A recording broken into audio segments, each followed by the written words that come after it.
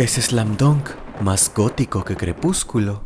Primero que nada, me gustaría agradecerles por todo el apoyo que el video de Gio es una secuela de Bob Esponja ha estado teniendo. Nunca le había metido tantas horas de edición y escritura a un solo video, y estoy muy contento de que estas teorías fumadotas les hayan gustado. Así que vamos con el video. Esto también está medio weird shit. Recientemente estuve infestando mi cerebro con 3 piezas de contenido bastante singulares por pura casualidad. Veía el anime de Slam Dunk al mismo tiempo que las películas de Crepúsculo, enganchándome con la trama mucho más de lo que había pensado. Y además comencé a leer una revista de esas que saca la UNAM mensualmente. Era una revista que había postergado con los meses y el tema era sobre lo gótico. Sin saberlo, mi cabeza de pronto se convirtió en un caldero donde las 3 obras se habían mezclado en un estofado sabor shonen de básquetbol, romance paranormal y literatura gótica. Como todos, al ver cada uno de estos contenidos, tuve exactamente las mismas preguntas de siempre. ¿Por qué el vampiro brilla? ¿Por qué de pronto tengo estas violentas ganas de jugar básquetbol? ¿Y cómo es que esta revista cuesta solo 50 pesos? UNAM, por favor, relánzala de gatos. Por favor.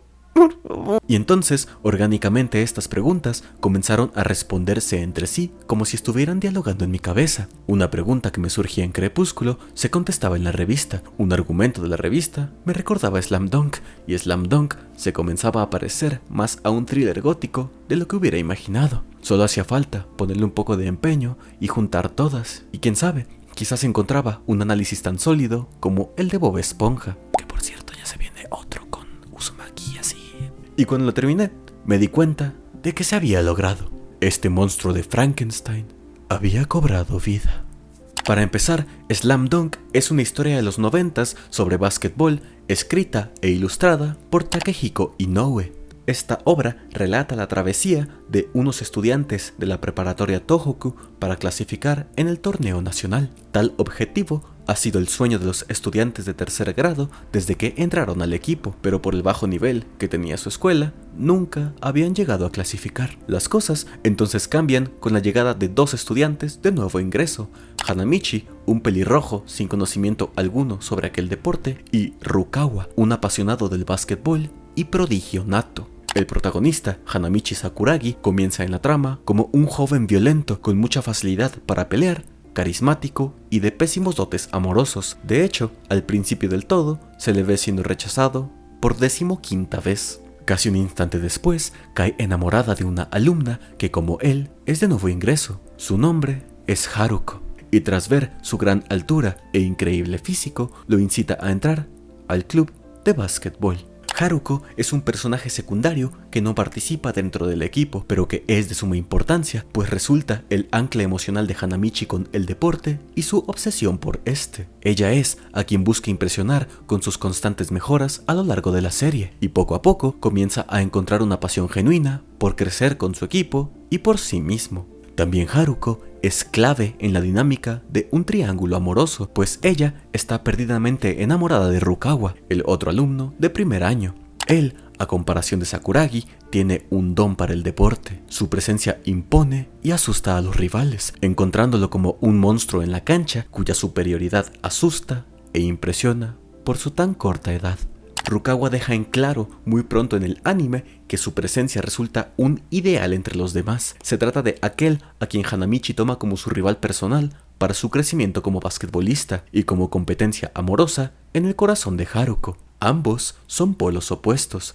Uno es un prodigio de carácter gélido y el otro un novato demasiado emocional. Antes de definir el gótico y comenzar con el análisis, repasemos también la trama de Crepúsculo. Una vez que toquemos su dinámica y acontecimientos importantes, será más fácil encontrar los puntos donde las historias congenian con este pegamento mágico de lo gótico.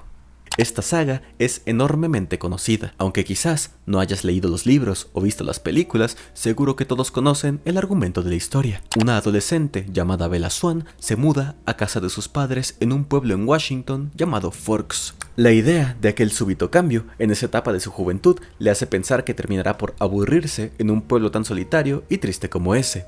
Las cosas cambian cuando se enamora de un chico de su escuela llamado Edward Cullen, quien no tiene relación con nadie del pueblo, más que con los extraños y pálidos miembros de su familia adoptiva. Bella descubre que él es un ser vampírico y con el tiempo comienzan una relación amorosa. En el pueblo de Forks también se reencuentra con un amigo de su infancia, un adolescente de su edad llamado Jacob Black, quien también está enamorado de ella. Jacob es un ser que pertenece a una tribu llamada Quileutes, quienes padecen la licantropía, lo que les otorga la habilidad de transformarse en lobos gigantescos.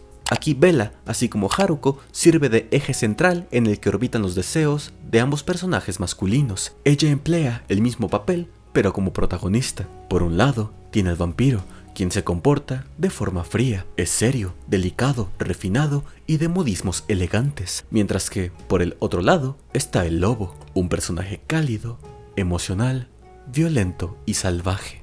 Pero entonces, ¿cómo congenian estas dos historias?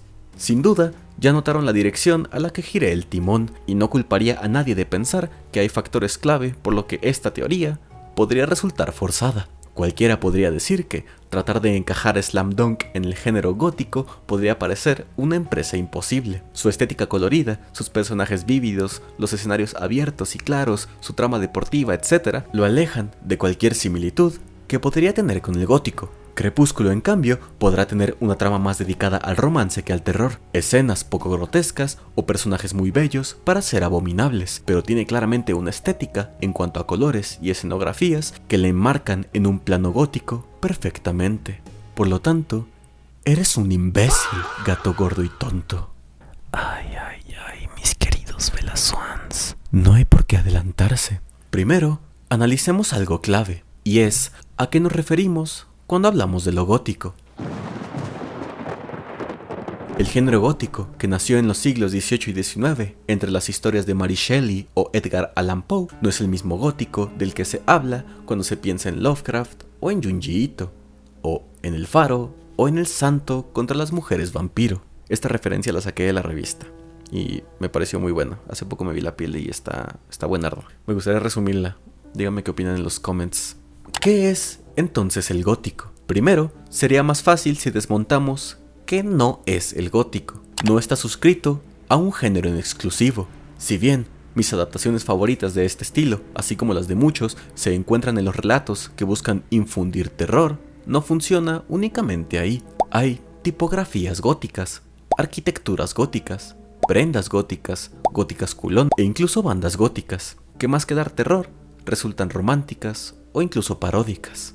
No es oscuridad. La razón por la que se vinculan las estéticas góticas automáticamente con los colores negros o los espacios cerrados poco iluminados es a raíz de sus orígenes. En sus inicios, allá por los siglos XVIII y XIX, en Inglaterra y Europa, se utilizaban símbolos del folclore popular para metaforizar comportamientos que denotaban la locura, la paganía, la seducción, sexualidad, etc. Temas disruptivos para la época que cargaban un gran peso simbólico. Como los símbolos de los que se ayudaban nacían de los temores a la palidez de un cadáver, la resurrección de los muertos, el salvajismo interno, los castillos abandonados, canibalismo, entre tantos otros, la esencia se ancló con los tonos oscuros. Pero así como las arquitecturas góticas, los enormes espacios de luz y preciosos ventanales eran clave para sus estructuras, asimismo, el gótico funciona en lo oscuro solo como un contraste claro de la luz contrapuesta.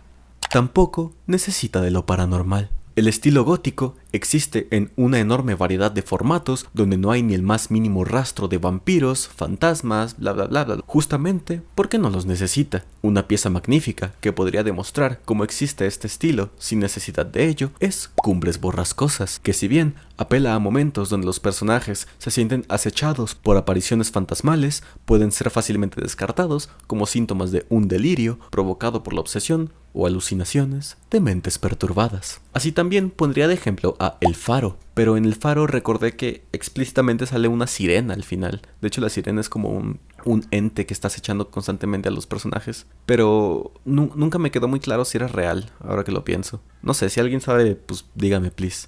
No es horror, ni terror, ni gore, pero sí es miedo.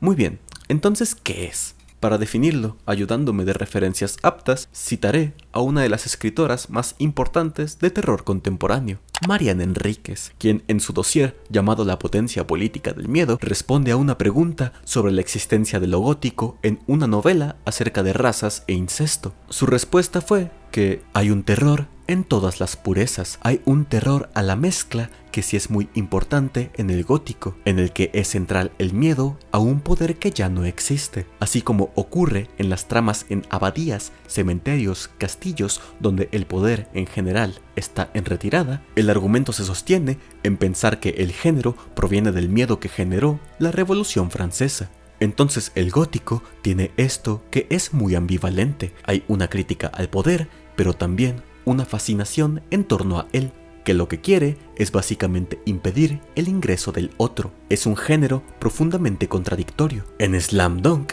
Hanamichi se vale de estos arquetipos que logran moldearse sobre esas normas gracias a su naturaleza violenta, impulsiva, en constante conflicto con los otros, ya sea para mantener en alto su identidad o para reprimir a sus contrincantes.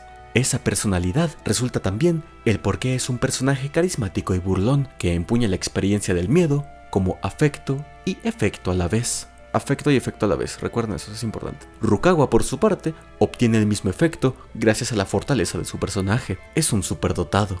En una jugada queda clara su inmensa habilidad, la enorme distancia entre él y todos los demás sin las capacidades suficientes. Esto crea el efecto cautivador y aprensivo del género gótico, porque, en pocas palabras, el gótico se caracteriza por su estética en constante contradicción. Aquello que resulta tan amenazante como irresistible califica para la experiencia gótica. Es por eso que funciona sin monstruos ni lugares desprovistos de luz. Indagar en los abismos internos y encontrar la monstruosidad de sí ya es una experiencia suficientemente gótica. Yo sé que las cosas pueden sonar bastante extrañas, pero hay algo que se debe tener en cuenta. El gótico no son exclusivamente los clichés que se le atribuyen. El gótico trata sobre un sentimiento paradójico e introspectivo que, al ser de temática lúgubre, funciona muy bien proviniendo de un fantasma, de lugares oscuros o de gente vestida de negro. Pero las fronteras de los géneros se desdibujan muy fácilmente. ¿En qué punto una obra empieza a ser gótica y cuándo deja de serlo? Meter a un fantasma a una novela no la hace necesariamente gótica, meter dos tampoco. Por otra parte, quitar un fantasma de una obra gótica puede mantener su esencia, pero quizás quitar un arco de personaje ya la convierte en otra cosa. Yo pienso que el sentimiento característico del gótico se encuentra más bien en el inconsciente artístico del autor, en su dirección y cómo ese recurso cumple un papel fundamental. La trama puede continuar con el ritmo de su historia, pero el sentimiento gótico puede provenir de las luces, ejemplificando sutilmente un escenario en conflicto. Puede provenir de lo paranormal, para mostrar cómo las metáforas disfrazadas acechan y cautivan a los personajes, o puede venir del personaje mismo, en una experiencia inquietante donde rasgos fundamentales de su personalidad entren en conflicto propio. Las tramas podrán contener comedia, así como las cientos de obras paródicas que se han hecho para el gótico. También puede tener romance, tragedia, ciudades, castillos, tecnología, etc. Las opciones aquí son ilimitadas, pero lo importante es crear el espacio para la contemplación contradictoria de sus interiores amenazantes y cautivadores. Eso es lo que viste de gótico un sentimiento. Vamos con algunos ejemplos de Slam Dunk y después pasamos con Crepúsculo. Estamos ubicados en el episodio 59. Shōhoku, la secundaria de Hanamichi y Rukawa, está jugando el partido más importante de sus vidas. Se enfrentan contra la preparatoria Kainan, el equipo número 1 de esa liga a nivel nacional. Van 86 puntos contra 90. Kainan 2 canastas por encima. Rukawa está en la banca, exhausto e incapaz de seguir después de haber anotado por su cuenta más de la mitad de los puntos para Shōhoku. Nuestro equipo, sin poder contar con su mejor jugador, debe anotar a como dé lugar. Ganar este partido significa la oportunidad para clasificar en el torneo que todo equipo sueña, el campeonato nacional.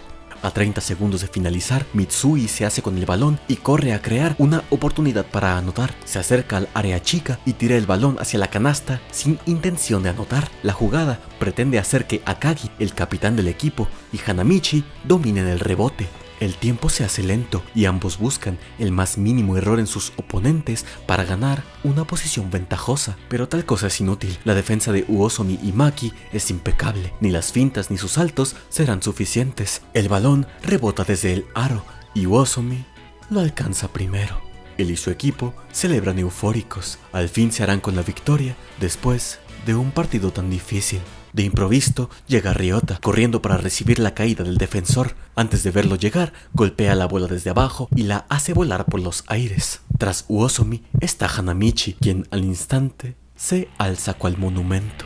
Y música épica comienza a sonar. Hanamichi sigue siendo un novato, su control sobre los rebotes es magnífico, pero sus ataques resultan simples. Defenderlo no es un gran reto, o al menos eso piensa Uosomi. Con 20 segundos en el reloj, observa la posición que toma, sabe de qué se trata. Va a tirar, por lo que instintivamente salta para bloquear el ángulo, pero Hanamichi leyó sus planes. La finta es perfecta, está bajo el aro y solo queda pasar por encima de Maki, a quien le propina una volcada brutal. No es solo eso, Maki cometió falta defensiva, por lo que Shohoku tiene un tiro libre. Sakuragi lanza el balón como únicamente sabe hacerlo, y su equipo se prepara para el rebote. De inmediato, Akagi se hace con el balón. A una canasta de empatar y poder darle la vuelta al partido, visualiza a Mitsui sobre la línea de 3 puntos. Mitsui es un experto en esos tiros y sin duda le lanza el pase. Mitsui se posiciona, lanza y casi queda en bloqueo. El tiempo se detiene una vez más y el mundo observa la trayectoria que parece inevitable. Mitsui celebra en el aire, sabe que va a entrar, pero el balón rebota en el borde. Con 10 segundos, Maki la toca primero, pero Hanamichi la golpea al aire. Antes incluso de caer, se gira y vuelve a saltar. La jugada es impecable. Al tocar sus pies el suelo, lo obstruyen 2 defensores y desesperado le pasa el balón a Akagi, la única persona debajo del aro, pero ese no era Akagi. Uosomi alza el balón de forma triunfal y el tiempo se acaba. Shohoku perdió el partido. En los capítulos siguientes, Sakuragi se suma en una depresión que lo hace dejar de ir a los entrenamientos y faltar a la escuela. Cree que, gracias a su error, Shohoku ya no podrá clasificar al campeonato nacional. Durante una noche lluviosa, reflexiona sobre el peso que tienen los sueños rotos. Él se siente derrotado bajo el peso de todos los de su equipo. Más tarde, se encuentra con Rukawa, quien lo saca de su tristeza al dejar de lado su despotismo y confesándole ser él quien se siente culpable por aquella derrota. Él cree que pudo anotar una canasta más, que pudo aguantar un poco más en la cancha. Al fin y al cabo, Hanamichi había jugado como nunca. Las expectativas de la victoria nunca se esperaron de él. Sin embargo, de Rukawa sí se tenían las más altas expectativas. Por supuesto que tomaré a estos 2 personajes como el símil del hombre lobo y el vampiro. Metafóricamente, bajo el llanto de la noche, ambos se reflejan como las encarnaciones del arquetipo gótico. Hanamichi por un lado, con su naturaleza cálida, siempre rodeado de amigos, pasional y carismático, refleja la licantropía, ya que además de todo eso, debe lidiar con sus impulsos violentos, su fuerza desproporcional y su salvajismo latente. Es de hecho, así como Bella para Jacob, Haruko para él. La mujer de quien está enamorado lo hace relucir sus dotes de la mejor forma. Con el uniforme es que se transforma y la cancha sirve de luna llena. Escribí esto pero me da cringe, pero es eso, o sea, con el uniforme es la transformación, la metáfora. La cancha, la luna llena. Rukawa sería entonces el vampiro, un personaje solitario, frío, nada sentimental. Se trata del ideal fantástico a alcanzar, la perfección hecha persona, cautivador a la vez que amenazante. Su monstruosidad es clara, sus habilidades no conocen límites, su personalidad soberbia y su tremendo poder sobre los demás lo convierten en el arquetipo perfecto. Hablé de este capítulo para visualizar unos pequeños arcos fundamentales de estos personajes, arcos psicológicos que duran poco, pero que revelan mucho. Por parte de Rukawa hay uno incluso más preciso, cuando planea irse a Estados Unidos para mejorar sus habilidades, pero se termina quedando por el consejo del entrenador Ansai, a quien, dato curioso, ya le había ocurrido esto en el pasado, con otro jugador que prometía mucho talento, pero que al irse a Estados Unidos a jugar, terminó en tragedia. Sus habilidades no sobresalieron como pensaba, quedó marginado y opacado por jugadores mejores y más jóvenes que él. Al final, murió a causa de las drogas. Pero de igual forma, los ejemplos denotan el mismo punto en ambos personajes, esa forma de confrontar los fantasmas internos es tan gótica como es humana. Para apoyar esto, Julio Cortázar describe en su dossier notas sobre lo gótico en el Río de la Plata sobre un fenómeno descrito por Freud, que llamó un Heimlich, el sentimiento que nace de la familiaridad de lo ajeno, lo reprimido regresando a nosotros para acecharnos con su familiaridad. Esto no es exclusivo de los espectros, pero sí son una manera de representarlos. Sus bases se encuentran en las creencias y supersticiones. En este caso, Sakuragi se derrumba al encontrarse con su propia incompetencia. Por más que camine con un discurso alzado, llamándose a sí mismo un prodigio, su realidad sigue siendo la de un novato. En Rukawa, el siniestro sentir está en su eterna insatisfacción consigo mismo. Podrá tener fanáticas y recibir halagos, mas para él no parece suficiente. Todo resulta un constante recordatorio de insuficiencia. En estos casos, el Unheimlich se presenta como acechador psicológico de los personajes, pero en el caso de Crepúsculo, se muestra más explícito.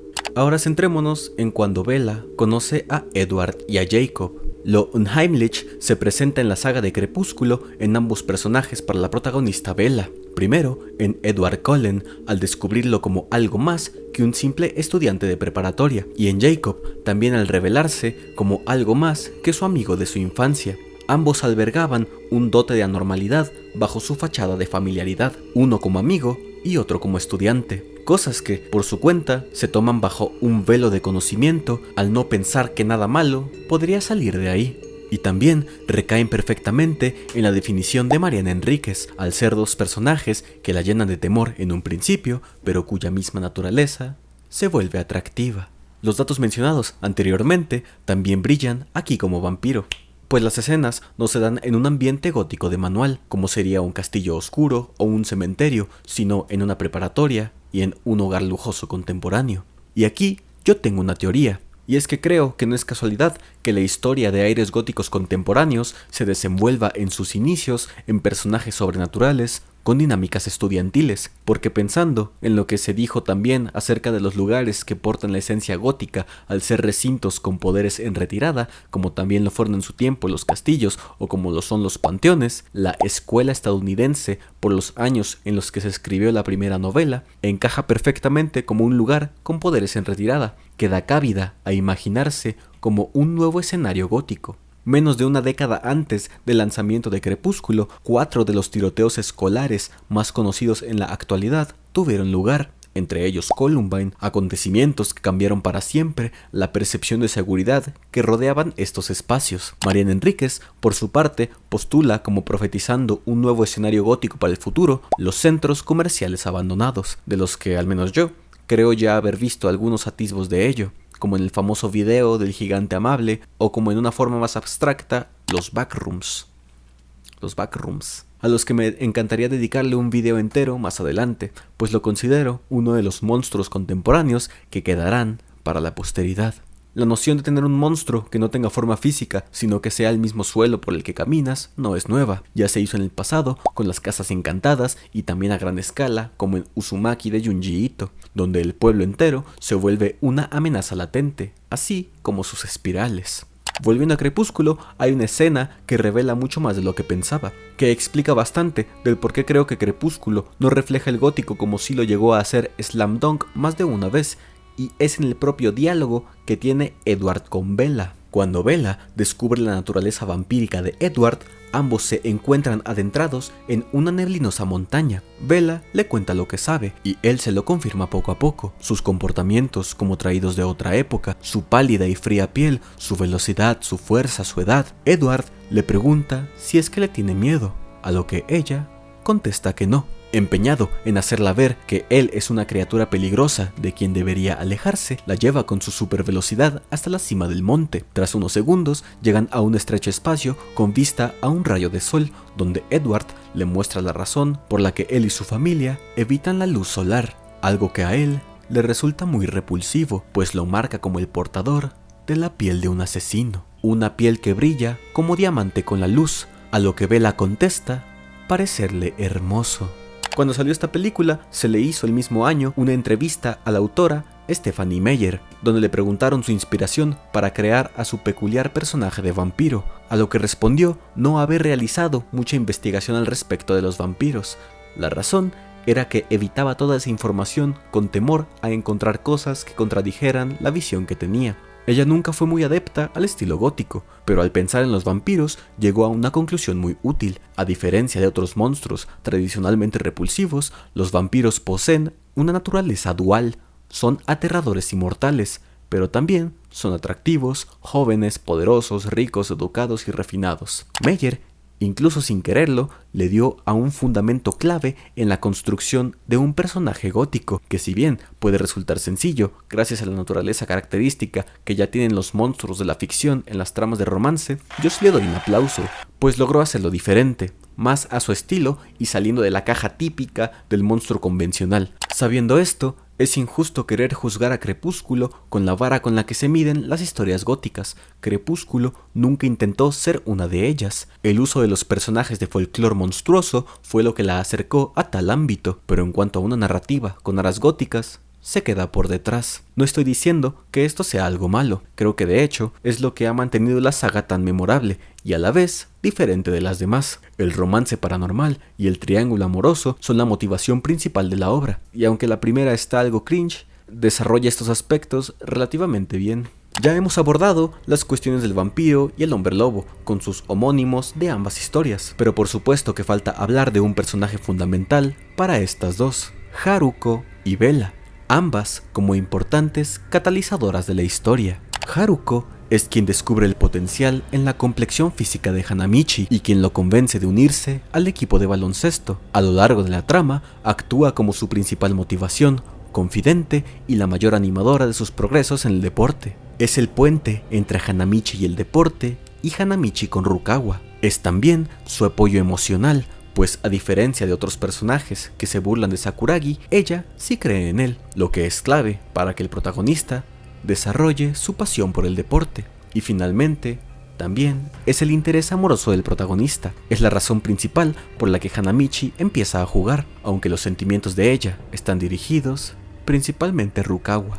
Bella tiene como factor distinto ser la protagonista de su historia, por lo que goza de ciertas habilidades y virtudes que Haruko no tiene, pero su importancia en la historia sigue siendo comparable en cuanto a los mismos puntos. De la misma forma, termina por cumplir los mismos rasgos que Haruko, añadiendo importancias extra que la hacen atravesar el umbral de lo desconocido y pasar de lleno al mundo de lo mágico, cosa que no hace Haruko. Su papel se limita al de una observadora a la distancia. Y es justo aquí donde quiero hacer el acote final, para ya darle fin a esta mamada de video. Bella queda en medio del vampiro y del lobo. Haruko queda en medio del pelirrojo impulsivo y del prodigio frío. Bella es deseada por Edward y Jacob. Haruko es deseada por Hanamichi, mientras ella desea a Rukawa. Y eso vuelve más cruel la estructura de Slam Dunk, porque su triángulo amoroso ni siquiera es simétrico. En Crepúsculo, Edward y Jacob compiten por Bella. La tensión es directa, ambos la aman, ambos quieren protegerla, ambos representan mundos distintos. Pero en Slam Dunk, Hanamichi compite con Rukawa en una guerra que Rukawa ni siquiera está peleando. Los nudos de personaje en Crepúsculo son aliviados con bastante soltura. Sí, el de Jacob duró 2 películas, pero el de Hanamichi nunca terminó. Edward y Bella obtuvieron lo que quisieron, Jacob finalmente también. La desenvoltura de la historia tiene un giro de trama genial, mas termina por servir como un lindo moño agregado a un final feliz, casi de cuento de hadas. Está cool, pero si lo que determina la potencia con lo que se juzgará una trama estilo gótica son sus componentes del temor, como afecto y efecto, es Slam Dunk quien ahonda en ellos mejor. Sus conflictos son largos, aprensivos y subterráneos a las historias deportivas que los cubren. Los partidos sí son la parte más emocionante, pero el conflicto interno presente es parte de esa temática principal. El estado de ánimo y vivencias son el factor decisivo para el desempeño del equipo. Las tinieblas y abismos internos deben franquearse en medio del estrés y la presión, para quizás nunca ser realmente resueltos. Ni Hanamichi ni Rukawa tienen un final de ensueño. De hecho, son desenlaces mucho más realistas. Y esto Es lo más raro de todo. Probablemente Slam Dunk no estaba pensando en nada de esto, y sin embargo funciona. Funciona porque Hanamichi y Rukawa viven una experiencia donde el deseo siempre está unido a una amenaza. Lo que anhelan es a la vez lo que los destruye y humilla constantemente.